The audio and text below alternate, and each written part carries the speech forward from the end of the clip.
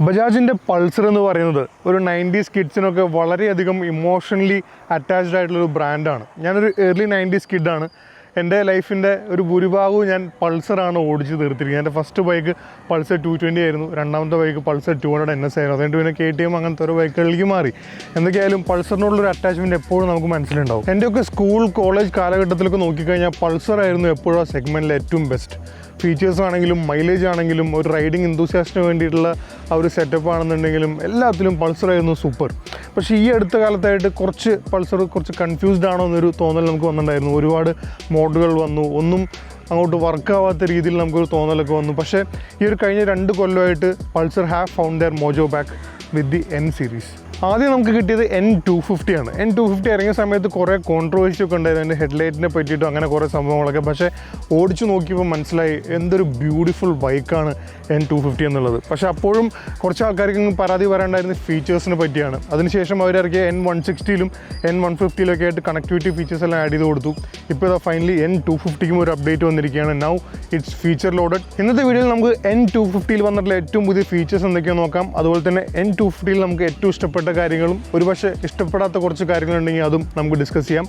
Let's get into the video.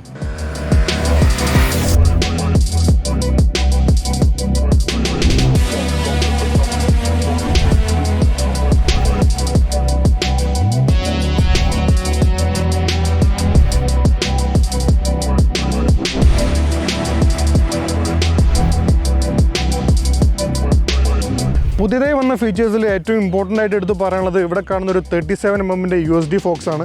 ഇതിപ്പോൾ USD fork ഇല്ല എന്ന് പറഞ്ഞിട്ട് ആരും പൾസർ വാങ്ങിക്കാതിരിക്കേണ്ട. കാണാൻ നല്ല അടിപൊളിയായിട്ടുണ്ട്. അത് റൈഡിന് എത്രത്തോളം എഫക്റ്റ് ചെയ്യുമെന്നുള്ളത് നമുക്ക് റൈഡിലേക്ക് എത്തുമ്പോൾ ഡിസ്കസ് ചെയ്യാം.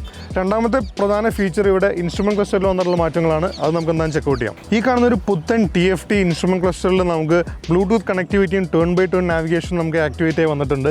അതൊരു പുതിയ ഫീച്ചറാണ്. ബജാജിൻ്റെ മൈ റൈഡ് ആപ്പ് വഴിയാണ് നമുക്ക് യൂസ് ചെയ്യാൻ പറ്റുന്നത്. ടേൺ ബൈ ടേൺ നാവിഗേഷൻ വളരെ ഡീറ്റെയിൽ ആയിട്ട് നമുക്ക് കാണിച്ചു തരും. വളരെ ബേസിക് ആയിട്ടുള്ള യൂണിറ്റ് അല്ല. ആ കാര്യങ്ങളൊക്കെ അടിപൊളി. ഇനി അതുപോലെ തന്നെ ആഡ് ആയി വന്നിട്ടുള്ള മറ്റ് 2 ഫീച്ചേഴ്സാണ് ട്രാക്ഷൻ കൺട്രോളും അതുപോലെ തന്നെ ABSന് മൾട്ടിപ്പിൾ ലെവൽസും.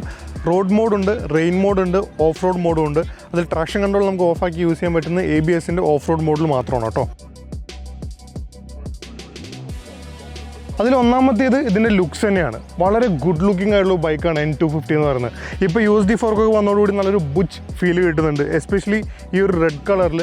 ഇതിൽ ബ്ലാക്ക് കളറിന് USD ഫോർക്ക് ബ്ലാക്ക് കളറിലാണെന്നുണ്ടെങ്കിൽ റെഡും വൈറ്റും കളർ ഓപ്ഷൻ നമുക്കൊരു ഗോൾഡൻ കളർ USD ഫോക്സ് ആണ് ഇവിടെ വരുന്നത്. അതുപോലെ തന്നെ ഇപ്പോൾ നമുക്ക് പുത്തൻ ഗ്രാഫിക്സ് കിട്ടുന്നുണ്ട്.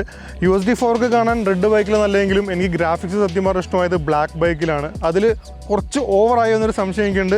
ഇതിൽ പക്ഷേ സ്പോട്ട് ഓൺ ആണ് കേട്ടോ. രണ്ടാമത്തേത് ഇതിൻ്റെ ഒരു എഞ്ചിൻ ആൻഡ് ഗിയർ ബോക്സ് കോമ്പിനേഷനാണ്. വളരെ ട്രാക്റ്റബിൾ ആയിട്ടുള്ള എഞ്ചിനാണ്, വളരെ സ്ലിക്ക് ആയിട്ടുള്ള ഗിയർ ബോക്സ് ആണ്. ഇത്രയും നല്ലൊരു എഞ്ചിൻ ഗിയർ ബോക്സ് കോമ്പിനേഷനൊക്കെ നമ്മൾ പൾസറിൽ അല്ലെങ്കിൽ ഒരു പക്ഷേ ഈ ഒരു സെഗ്മെൻറ്റിൽ തന്നെ നമ്മൾ എക്സ്പീരിയൻസ് ചെയ്തിട്ട് കുറച്ച് കാലമായി. In fact engine and gear box is so good that പല ജാപ്പനീസ് മാനുഫാക്ചറേഴ്സിൻ്റെ എഞ്ചിനെക്കാട്ടിലും അടിപൊളിയാണെന്ന് എനിക്കിവിടെ ക്ലെയിം ചെയ്യാൻ പറ്റും ഈ ഒരു N250 കണ്ടുവരുന്ന എഞ്ചിനും ഗിയർ ബോക്സ്. സോ 2 രീതിയിലും നല്ലപോലെ നമുക്ക് എൻജോയ് ചെയ്ത് ഓടിക്കാൻ പറ്റുന്ന ഒരു എഞ്ചിനാണ് ഇവിടെ നമുക്ക് N250 കിട്ടുന്നത്. അതിന് കോംപ്ലിമെൻറ്റ് ചെയ്യുന്ന രീതിയിൽ വളരെ സ്ലിക്കായിട്ടുള്ള ഗിയർ ബോക്സാണ് കിട്ടിയിട്ടുള്ളത്. ഒരു സമയത്ത് പോലും ഒരു ഫോൾസ് ന്യൂട്രൽ അങ്ങനെയൊന്നും കിട്ടിയിട്ടില്ല. ലോ RPMലും നല്ലപോലെ ഷിഫ്റ്റ് ആവുന്നുണ്ട്. ഈവൻ ഹയർ RPMൽ ആക്ച്വലി ഫണ്ണാണ് ഈ ഗിയർ ബോക്സ്. അടുത്ത് നമുക്ക് അടിപൊളിയായി തോന്നിയത് N250 ഒരു ക്വാളിറ്റിയും ഫിറ്റ് ആൻഡ് ഫിനിഷുമാണ്. ബജാജ് പൾസർ ഉണ്ടാക്കി നല്ലപോലെ ബൈക്ക് എന്തായാലും ഉണ്ടാക്കാൻ പഠിച്ചിട്ടുണ്ടെന്നുള്ളത് N250 ഒരു ഒറ്റ നോട്ടം നോക്കി നിങ്ങൾക്ക് മനസ്സിലാവും. വയേഴ്സൊക്കെ നല്ലപോലെ ടക്കിങ് ചെയ്ത് വെച്ചിട്ടുണ്ട്.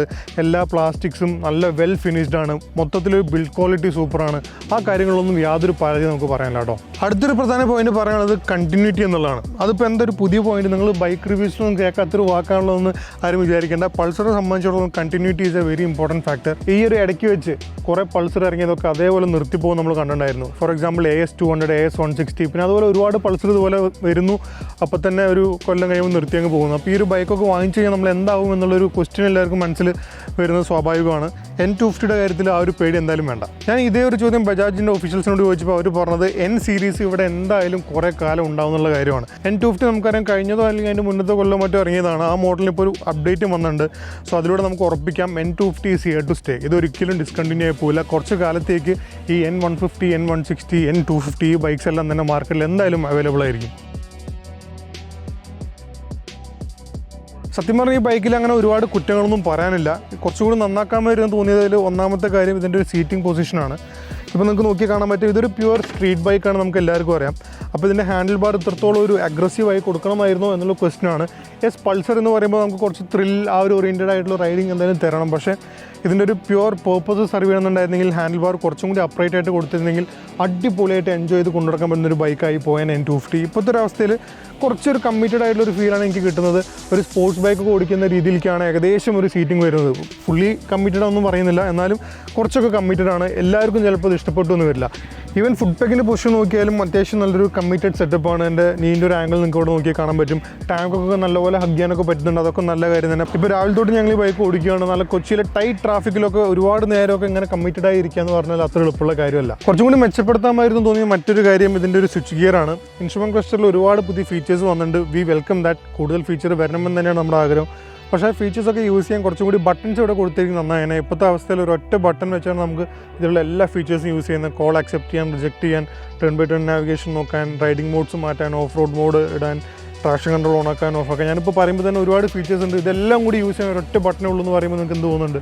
അതിന് കുറച്ചും കൂടി ബട്ടൺസ് വേണമായിരുന്നു. അങ്ങനെ എല്ലാം കൂട്ടിയും കിഴിച്ചൊക്കെ നോക്കുമ്പോൾ ആക്ച്വലി ഇതൊരു നല്ല പ്രൊഡക്റ്റാണെന്നാണ് എനിക്ക് പറയാനുള്ളത്. എസ്പെഷ്യലി നല്ല യങ്സ്റ്റേഴ്സിന്, കോളേജ് ഗോയിങ് സ്റ്റുഡൻസിന്, പുതിയതായിട്ട് ഇപ്പോൾ വർക്കിൽ ജോയിൻ ചെയ്ത ആൾക്കാർക്കൊക്കെ ആയിട്ട് ഒരു നല്ലൊരു ബൈക്ക് റൂട്ടിലൊരു എൻട്രിയാണ് സത്യം പറഞ്ഞാൽ N250 വരുന്നത്. പെർഫോമൻസ് മൈലേജിൻ്റെ കാര്യം പറഞ്ഞല്ലോ, അറൗണ്ട് ഒരു 30-32 ആണ് നമുക്ക് മൈലേജ് ഇപ്പോൾ ആക്ച്വൽ ടെസ്റ്റ് കണ്ടീഷനിൽ കിട്ടിയത്. കുറച്ചും കൂടി മര്യാദയ്ക്ക് ഓടിച്ചാൽ ഇതിലും മൈലേജ് നിങ്ങൾക്ക് എന്തായാലും കിട്ടേണ്ടതാണ്. സോ അങ്ങനെയൊക്കെ നോക്കുമ്പോൾ ഒരു ഗുഡ് വാല്യൂ ഫോർ മണി പ്രൊഡക്റ്റാണ്. പ്രാക്ടിക്കലാണ്, സ്പോർട്ടിയാണോ? സ്പോർട്ടിയാണ്. അങ്ങനെ എല്ലാ പരിപാടിക്കും പറ്റുന്ന ഒരു സൂപ്പർ ബൈക്കാണ് N250.